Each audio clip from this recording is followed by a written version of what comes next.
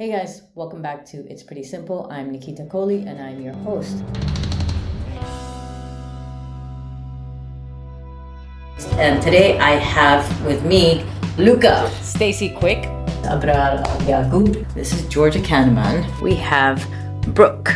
We have Dr. Agatha. Today with me I have Zainab. We have Hannah Jafar with us. Hey Hannah, how you doing? So we have Dominique, Stacy, Nathan. I want to talk about recovery because I feel like it's one thing that a lot of people don't put as important. So if you've been going full throttle for weeks and you're starting to feel burnt out and you're starting to feel that the energy in the gym is going down a little bit, the power is going down, the strength is going down, it's your body's way of saying, hey, I need a break. And it's not about being perfect, it's about having balance. There's so much crap on the internet right now that we're just trying to make everything as simple as possible for people. The woman who introduced me to fitness, avoiding heavy lifting and sticking to light weights with higher repetition, is probably one of the main reasons why so many women do not actually see the results. So you always hear people say you need to be hitting 10,000 steps minimum per day. It's actually less about that number, 10,000 steps, and it's more about just getting up and moving. We're forcing ourselves to do the things that we would have to do to survive. Naturally.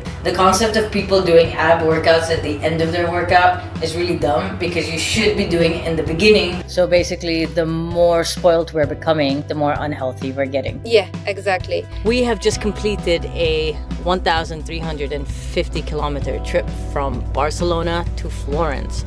Do you think that in order to add intensity into your workout, you need to be doing a lot of cardio? The weighing scale is made up of so much more than just your body fat. We're always looking for that perfect body, right? Which doesn't really exist.